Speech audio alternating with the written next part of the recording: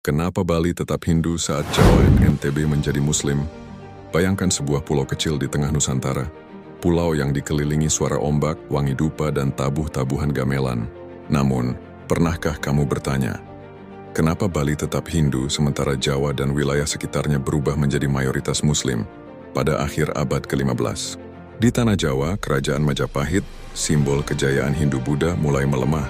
Perubahan besar terjadi, Islam menyebar dengan cepat.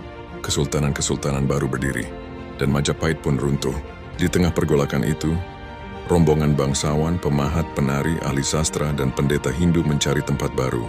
Mereka memilih Bali buat pulau yang sunyi, pulau yang jauh dari perebutan kekuasaan, dan pulau yang sudah sejak lama mengenal ajaran Hindu dari Jawa. Dengan perahu-perahu kayu, mereka tiba di pantai Bali, membawa kitab suci, membawa seni, membawa seluruh warisan Majapahit. Sejak saat itu, Bali menjadi pewaris terakhir kejayaan Majapahit. Berbeda dengan pelabuhan besar di Jawa, Bali lebih tertutup, bukan pusat perdagangan internasional. Jalur perdagangannya kecil, para pedagang Muslim jarang singgah lama, jarang berdagang dalam jumlah besar, jarang menetap. Sementara itu, masyarakat Bali hidup dalam sistem adat yang sangat kuat. Desa, banjar, pura, semuanya terikat erat. Masuk agama baru di Bali bukan sekadar pindah keyakinan, tetapi memutus hubungan sosial, adat, dan posisi keluarga. Inilah yang membuat Bali seperti dinding budaya yang kokoh, sesuatu yang tidak mudah ditembus oleh pengaruh luar. Kerajaan-kerajaan Bali seperti Gel-Gel dan Klungkung tidak menolak kedatangan Islam. Mereka berdagang dengan damai, berteman, dan beraliansi. Namun para raja Bali pintar, mereka menerima pedagangnya bukan agamanya.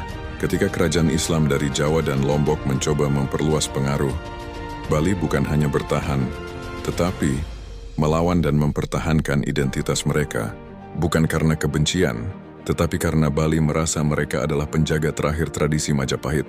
Bali memang pernah diserang beberapa kali oleh kekuatan Islam dari luar. Dari Jawa pada awal abad ke-16, Kesultanan Demak berdiri sebagai kekuatan Islam pertama di Jawa, dipimpin oleh Sultan Trenggana. Demak ingin memperluas pengaruh, menyatukan wilayah-wilayah yang dulu berada di bawah Majapahit. Ketika Majapahit runtuh dan bangsawannya banyak menyeberang ke Bali, Demak menganggap Bali sebagai wilayah terakhir yang masih membawa simbol Majapahit lama. Demak beberapa kali mengirim ekspedisi militer, namun serangan-serangan itu tidak pernah mampu menembus jantung pertahanan Bali. Perairan yang ganas, pasukan Bali yang kuat, dan medan perang yang sulit membuat ekspedisi Demak selalu terhambat. Kemudian pada abad ke-17 berdirilah kekuatan baru, Kerajaan Mataram Islam. Sultan Agung, raja besar penuh ambisi, bermimpi menyatukan seluruh Jawa, Madura, hingga Nusantara bagian timur. Setelah menaklukkan wilayah-wilayah penting di Jawa, Mataram mengarahkan pandangan ke timur yaitu ke Bali. Namun serangan Mataram kembali menemui tembok yang sama. Laut Bali yang sulit dilalui, pasukan Bali yang disiplin dan bersenjata baik sistem benteng-benteng desa, banjar, dan Balai Agung.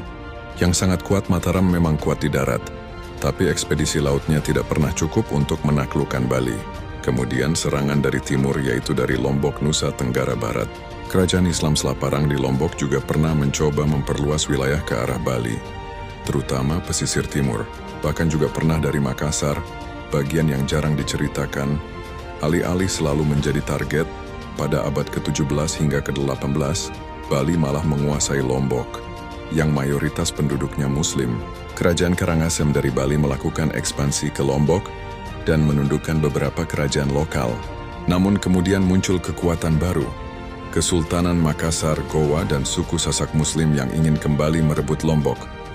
Pertempuran terjadi berulang kali antara pasukan Bali, Hindu melawan pasukan Sasak dan sekutu-sekutunya, Muslim. Pertempuran ini keras, brutal, dan berlangsung puluhan tahun. Tetapi pada akhirnya Bali tetap tidak berhasil ditaklukkan. Walaupun pengaruhnya di Lombok akhirnya melemah, sejarah menulis tidak ada satupun yang benar-benar berhasil menguasai Bali untuk waktu lama.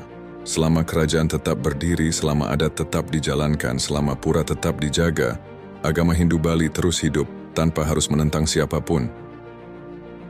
Hari ini ketika kamu melangkah ke Bali, kamu tidak hanya melihat pulau wisata, kamu sedang melangkah ke museum hidup dari budaya Majapahit yang hilang dari Jawa.